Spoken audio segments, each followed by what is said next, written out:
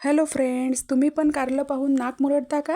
तुम्हाला पण कारल्याची भाजी अजिबात आवडत नाही? तर मग या पद्धतीने नक्की करून बघा. प्रत्येक वेळेस कारल्याची भाजी आवडीने खाल आणि 2 पोळ्या जास्तच खाणार. तर बघा, कारले छान स्वच्छ धुवून त्यामधल्या बिया काढून मी चिरून घेतले. त्यामध्ये आता मीठ आणि थोडी हळद घालून छान असं हे हाताने चोळून घ्यायचं आहे आणि 15 ते 20 मिनटं ही कारली बाजूला ठेवायची. आता एक मोठा कांदा आणि एक टोमॅटो चिरून घ्यायचं बारीक बारीक. आता एका कढईमध्ये 2 माप तेल घालायचं. आता यामध्ये थोडी मोहरी तडतडू द्यायची आणि बारीक चिरलेला कांदा घालायचा आहे. सॉरी, हा व्हिडिओ ऑन करायचा राहून गेला होता म्हणून तो शूट झाला नाही. मोहरी आणि मी कांदा टाकला होता.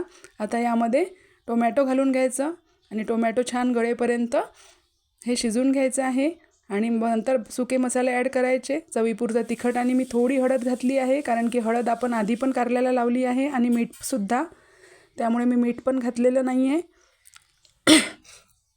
आता या कारल्याला पाणी सुटलं की ते कारले छान असं पिळून घ्यायचे आणि आता छान हा मसाला झाल्यानंतर तेल सुटेपर्यंत हा मसाला झाला आणि आता यामध्ये आपण ही कारली टाकून घेतली आणि कारले छान शिजत आले मंद आचेवर की यामध्ये थोडा गूळ चिरून घ्यायचा आणि गूळसुद्धा ॲड करायचा आणि मंद आचेवर झाकण ठेवून ही भाजी 15 ते 20 मिनटं शिजवून घ्यायची. बघा, या पद्धतीने 15 ते 20 मिनटं ही भाजी शिजू द्यायची आहे. बघा, मस्तपैकी आपली कारल्याची भाजी तयार आहे. मला पण अजिबात आवडत नव्हती, पण या पद्धतीने केल्यानंतर मला ही भाजी खूप आवडायला लागली. माझ्या मैत्रिणीची ही रेसिपी आहे, तेव्हापासून मी ही भाजी अगदी मनापासून खाते.